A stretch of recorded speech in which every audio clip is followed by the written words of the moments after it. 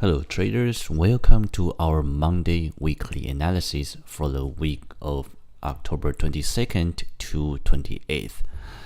Let's get into it. So over the weekend, as I mentioned in my last weekend analysis video, the upper house election was a big win for Prime Minister Abe. So it was a different outcome than the snap election we had last time in the UK. So Abe's strategy actually worked quite well. And what does it mean for the economy is everything will be stay the same. And that means that the quantitative easing, the super easing program continues. Fundamentally, that means Japanese yen is still a very weak currency. Nothing is changed right now. Now, of course, if you're looking more into the future, another big thing out of his win is he is going to change the constitution, and notably is that Japan will have a more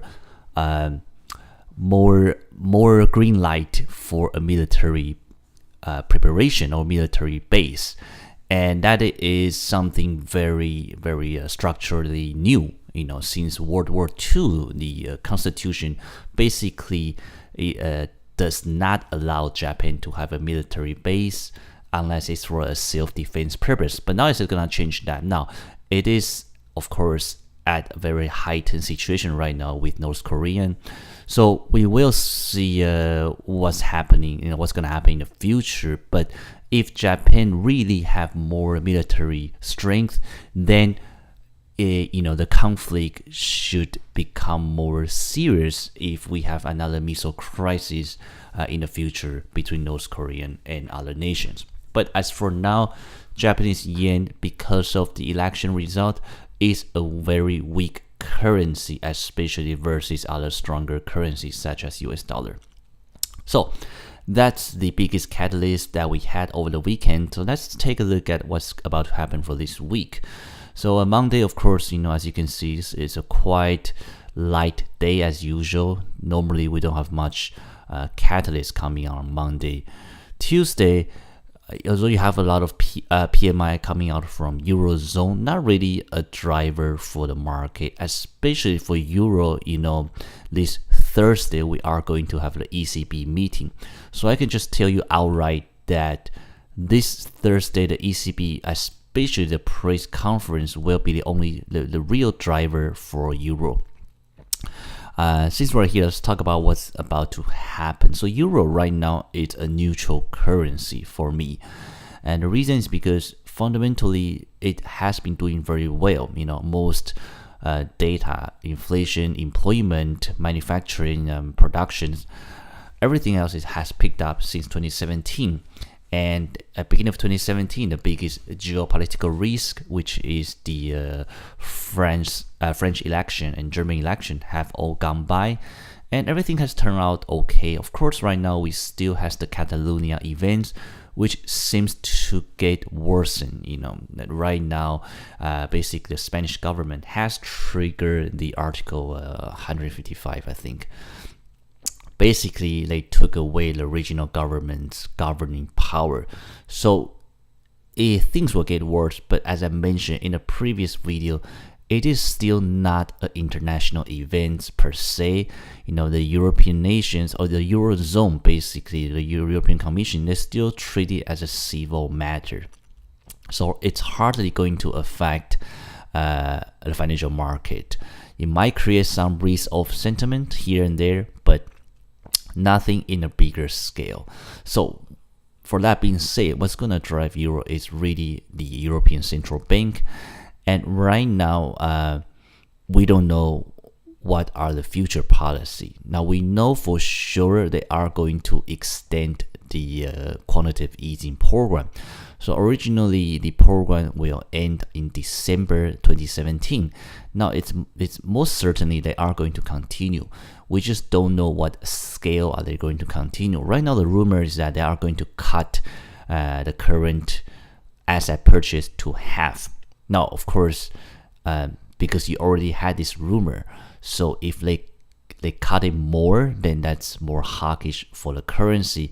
If they cut it less, if they're still buying a lot of If you still purchase a lot of asset, then that's not a good thing for the currency. So we really have to see what the press conference is about, and we also have to see when exactly are they planning to raise interest rate. Probably not in 2018, probably it will be 2019, things like that. So that will certainly give us a more clear direction. But as for now, of course, euro is neutral, and if you pair euro with other currencies such as euro dollar, of course, it's a losing battle for euro, right? Because one, you have a Federal Reserve on the hiking cycle, and you have the ECB is not even finished their the purchase programs. So basically, that's what happened for euro. Okay, so Tuesday, aside from this PMI, the only catalyst for me will be the CPI coming out from Aussie. Now, same thing as I mentioned in the last video, the trimming CPI will be the main catalyst if you are interested to trade it. Now, Aussie coming to the table right now, it's a neutral currency for me as well. Now, last week, as I mentioned, we had the RBA minute, which was regarded as dovish. However, throughout the week, we also saw a very positive employment data, following by, a moderate Chinese data. On top of that, the copper market, as you can see, we continue to sitting at this support. Iron ore is not particularly positive, but we also claim up, with this small uptrend, and WTI also up. So all in all, you have one negative sentiment from the central bank, but it also has positive sentiment from the fundamental data, and that's why it's a neutral currency for me, basically hedge each other.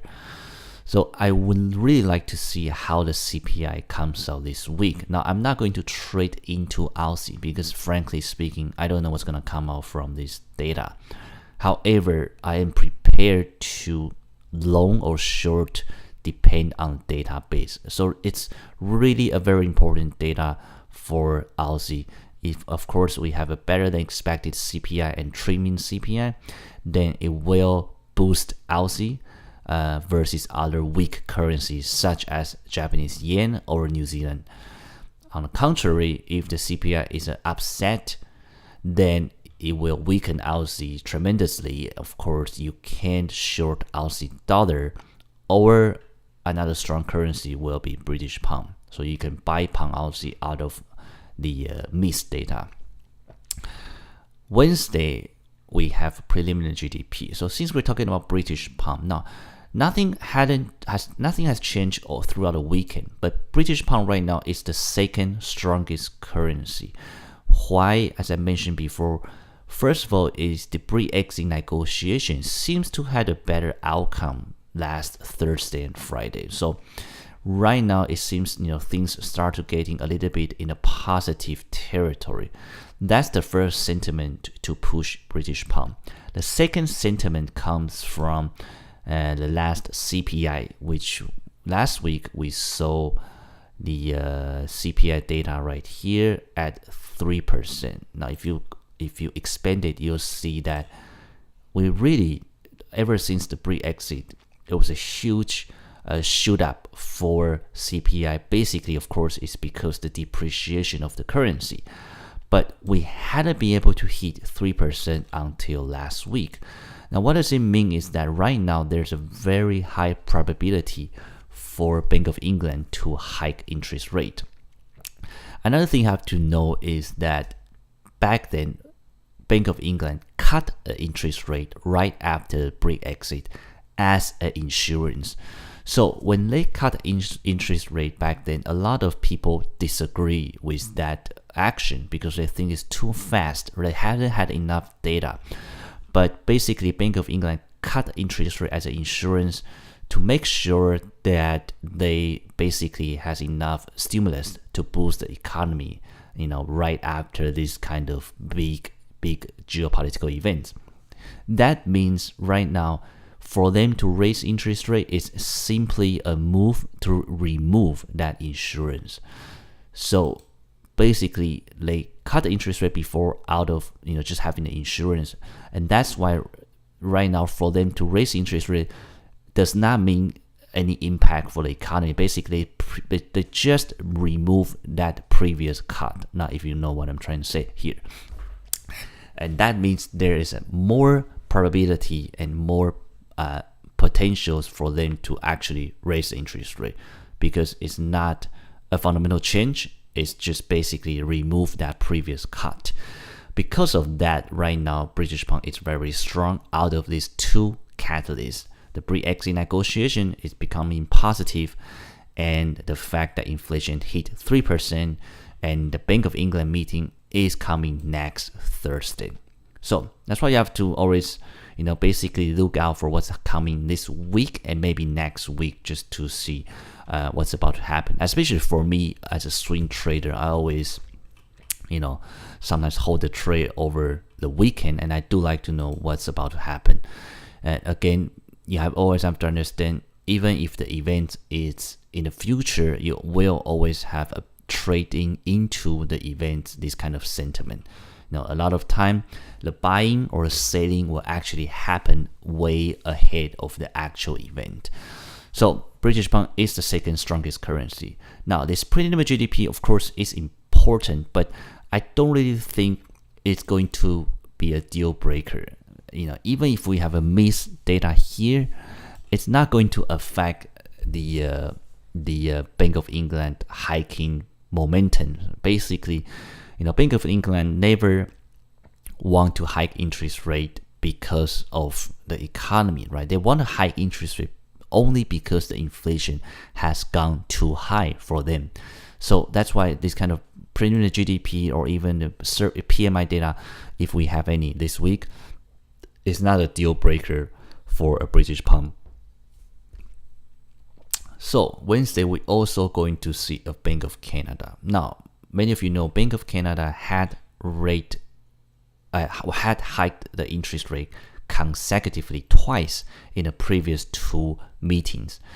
And right now, it's almost certain they are not going to do anything in this meeting. Now, of course, I don't like to say never, right? You never say never. And then especially in the financial market. So of course, you should be aware of these events, and still, if you can, stay beside your desk, at least at the events. Now make sure it's an unchanged, right? Because if it's a hike, then it's still possible. We never know how the central banks function. But more often than that, or most likely, they are not going to hike interest rate. Most likely, it's going to be a non-event for the statement, but we will have the press conference. So the press conference will be the real catalyst. Basically, what we want to see is, what is the Bank of Canada's current stance? Are they still hawkish, or do they become more conservative? Now, why would they become more conservative? It's because the previous few data, unfortunately, had become quite soft, especially last week. Last week, the CPI was a miss, 0.2% compared to 0.3% expectation.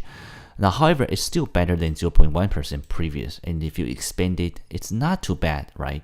However, I think the real big blow is the retail and core retail, because the retail sale is negative 0.3, and the last time you have a negative data was in April.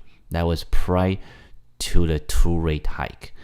Now, the core retail is even worse. You have a negative 0.7, which the last time you have that kind of figure was in last year, August. So, although it's just a monthly data, right, it's highly fluctuated, but it has given the market some doubt, because right after the 2 consecutive rate hike, even the Bank of Canada came out and saying that right now they have to be more data dependent. They basically wanted to see if the economy can sustain this kind of impact. So that's why, although they are not going to change too much in this meeting, and most economists predict there's no change by the end of 2017, we want to see, are they still hawkish or dovish? Now, right now, the sentiment for CAD is, of course, a little bit negative due to last week's miss in the inflation and the retail sales. But the Bank of Canada, the press conference, we will have more clear guidance. So right now I'm staying out of this currency. I'm also staying out of Aussie, right? I want to wait for these two catalysts. Of course, we're also going to see a crude oil inventory, and normally that's a big effect for CAD. Last time we have a minus 5.7, but right now, because the central bank is the more headline this week, so it's not really a big factor for the crude oil inventory. On Thursday, we are going to see the ECB, as I mentioned, and I'm right now also stay out of Euro until Thursday. So all these are very good potential trade, Aussie, CAD, and Euro, but basically I'm neutral in 3 of the currencies. I want to see how the catalysts play out. And right now, a real strong currency is still US dollar. And this week, the only catalyst for US dollar is Friday, where we're going to see advanced GDP.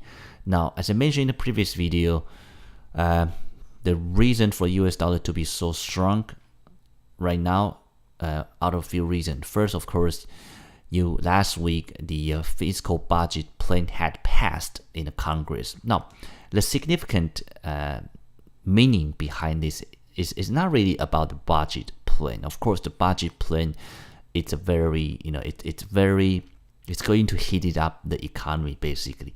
But it's not only that. That's because this is the first time the Republican actually passed something meaningful, And back then, although in 2017 Republican had control the Congress, there's a lot of conflict within the party. So that's why the market started losing a lot of faith into the pro-business policy.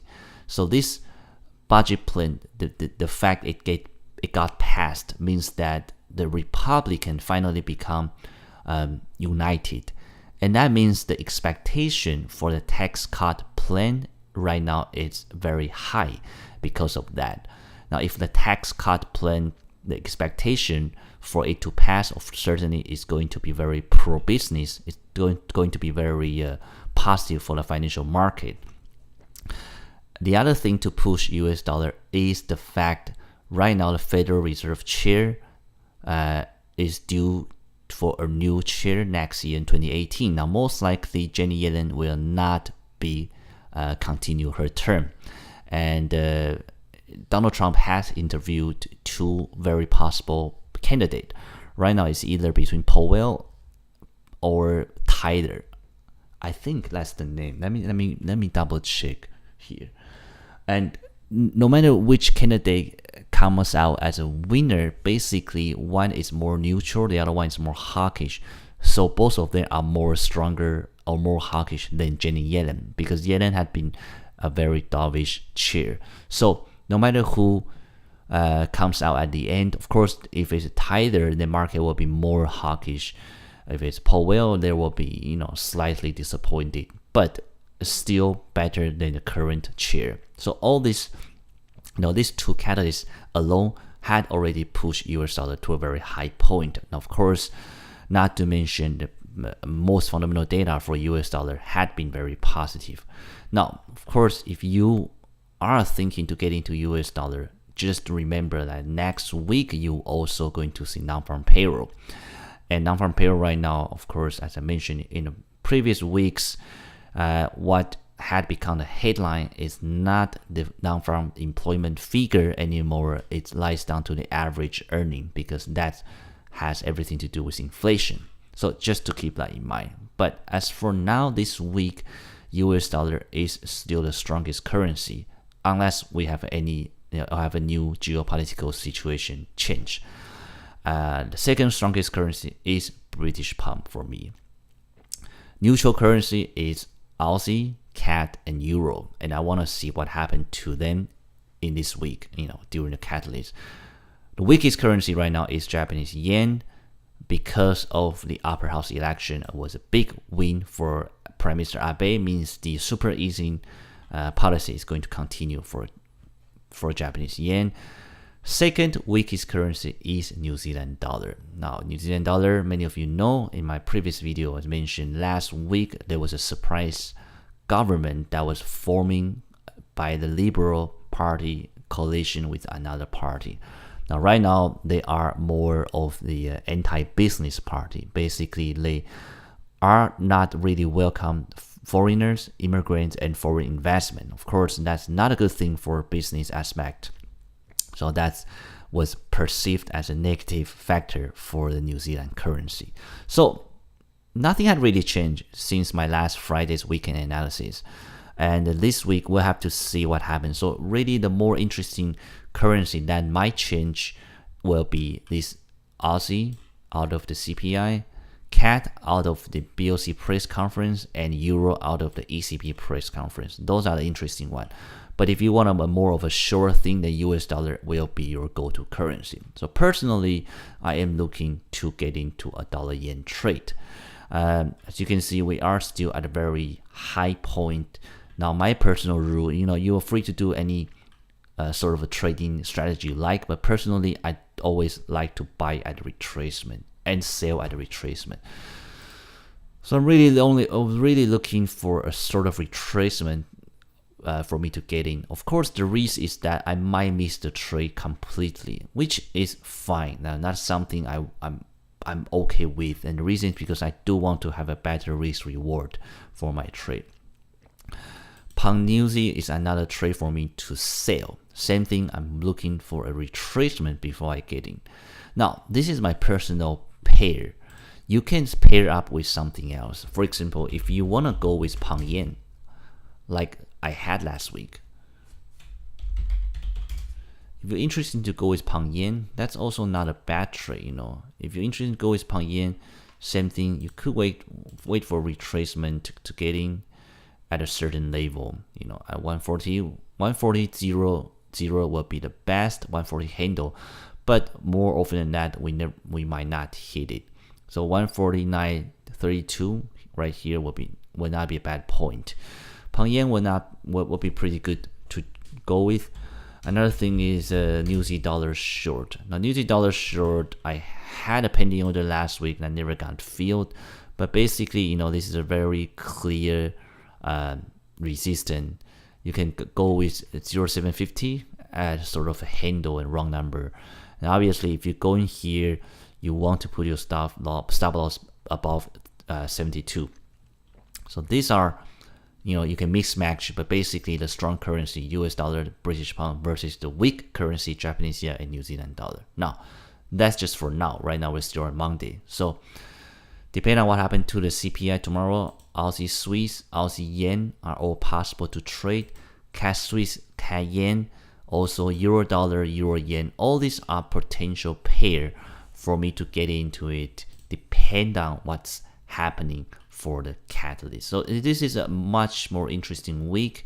You do have a few day trade that you can trade, providing if you are beside your desk and if the data is deviation. And that's pretty much it for this week. Don't forget, you have few daylight saving at the weekend. And as I can mention, if you are getting to British pound or US dollar, just remember next week you have a Bank of England event.